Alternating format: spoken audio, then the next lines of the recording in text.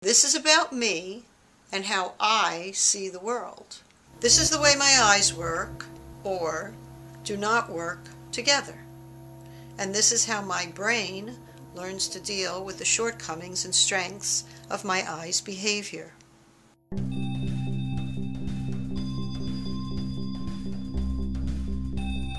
Quite a while ago, I was a dancer. Then I was injured and I couldn't dance anymore. So I went back to college to get my degree, and all the classes were reading intensive. I wasn't much of a reader, and the dean of the program couldn't figure out why I was having so much trouble. So he sent me to his eye doctor. After the doctor examined my eyes, he said, "Go back and tell the dean that you are a dancer who cannot dance, but you'll never be a reader." I never knew what he meant by that until I spoke with Dr. Ron Goldstein. One of the things that we do is, there's a few parts to this. We're checking on your general health, we're checking on the health of your eyes, we're checking on your distance in your prescription, but most importantly, I'm constantly checking on how your two eyes are working together. Because how they work together has a big influence on how I prescribe both contacts and glasses to you, because I'm always trying to think about how you could most efficiently operate in near and distant space. We do this 20/20 thing because we know that 20/20 is the limit of the human visual system. And there's this notion that most people, if we could just make each eye 20/20, their visual function would be the same as everyone else's. But it turns out that that's a very tiny component. So there's different types of visual systems. And a visual system is your prescription, plus how your two eyes work together, plus how your brain interprets both what you're looking at and space. And it's greatly affected by your prescription and the coordination between your two eyes. Think about this, when you're reading, you have something in your hand. So your two eyes have to line up on this. Right.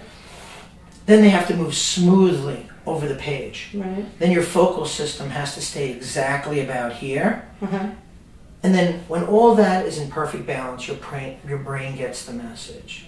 Except while you're doing that, you're shifting the book, you're moving your body, your tush is moving back and forth. So there's all these variables moving, but yet the system has to compensate for all the wiggles and waggles, Okay. so you can continually move smoothly across it. That's why the precision of the binocular system really functions as the major gatekeeper of concentration and attention. The better you are at that, the easier it is, the less effort it takes. And this is why you have friends that are super readers, and you have friends that don't even read the menus. So are the people whose eyes, like mine, don't work well together and who overcome the reading thing, they're able to force themselves through, or it'll just... That's exactly what happens. You just do it until you fatigue, and then you force yourself the rest of the way. And then it just becomes a matter of sheer will. And once you get to the force part, the efficiency almost vanishes. And everybody gets to this situation. When you think about it, when you sit down to read or do any intellectual task, you have a little bucket of energy with you. And you're going to take some of the energy out of the bucket to run the system. And what's ever left in the bucket, you're going to have your cognitive experience with. Now, if your system is very, very efficient, it doesn't really take that much energy out of the bucket. There's a lot of energy left in the bucket for cognition. But if your system is very inefficient, it's emptying out bucket really, really fast. And everyone's been to the bottom of the bucket. Because the bottom of the bucket is, you read a whole sentence, you read it, And nothing goes into your head. And if we use the analogy of a car, you can drive a car from here to there, and you don't really have to check the alignment of the tires. If the tires are out of alignment, the car shimmies a little bit, it's a little less efficient, it takes more energy to get from here to there, but you get from here to there. But at the same time, if your tires are in perfect alignment, the car doesn't shimmy, it takes less energy to get from here to there, and it's a much more efficient experience. And from here to there might be from the beginning of a document to the end of a document, from the beginning of a homework assignment to the end of a homework assignment, beginning to the end of a book. So what you find over time, since academics revolves around read to learn, read to learn, read to learn, the people whose bodies are well conditioned for that activity have a very big advantage because they're built for the task. And everyone else who's involved in that task is going to be involved in some type of coping strategy in order to deal with the excessive reading and excessive detail orientation that their body is not necessarily built for.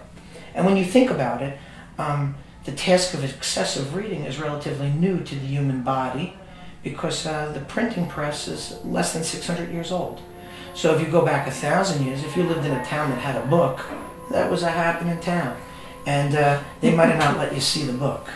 So you go from different kinds of environmental pressures like collecting berries and dodging tigers to sitting in front of a computer 10 hours a day in a very short span of human time. And the reason that humans sit at the top of the food chain is because they're the most adaptable. So most of the vision problems that you see that people have are not necessarily problems, but their body's attempt to adapt to an environmental stress. And the environmental stress is excessive detail orientation for protracted periods of time, basically studying.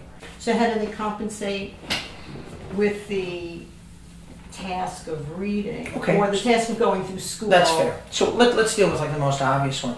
The person that's effort is very, very great for excessive reading and detail orientation. If it's great enough, this will be an activity worthy of avoidance. So how do they deal with it? Well, early on in life, usually if they have a decent-sized noodle in their head, they'll start to realize that if they start to pay attention auditorily at a much higher level, they can absorb some of this information through listening.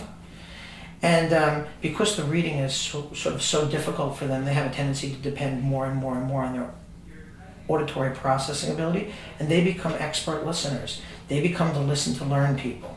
And although that's not necessarily as efficient for academic processing as the reader, the listen to learn person basically gains other powers because they develop this facility because they have no choice.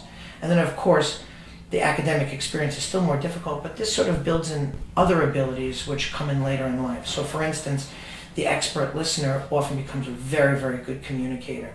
Not in the sense that they talk all the time, but they're so good at listening and processing that information that when it comes time for them to talk, the right words and sounds are always coming out of their mouth.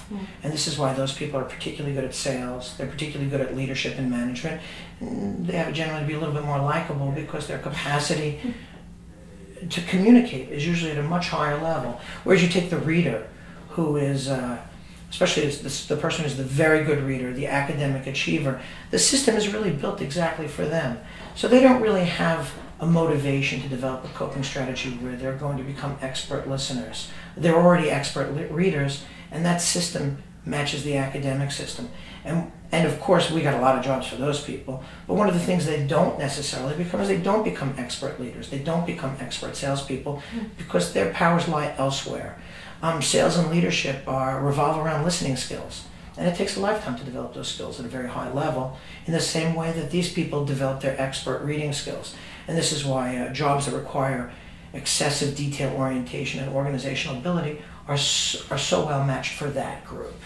So I'm not really talking about personality. I'm not really talking about wants or desires. I'm talking about the way the system is intrinsically constructed based on your genetic predisposition, and then the nurture part, how you learn to operate the system. And since all these measurements are measurable, repeatable, and quantitative, you can start to figure out exactly how people process information and then help them make the best plans for them. So there you have it. Dr. Goldstein is right. I've been a dancer, actress, producer, writer, videographer, filmmaker, and school advisor. So I have done everything I can professionally to avoid reading. However, against all logic, I will still go out and buy a book that I will never read.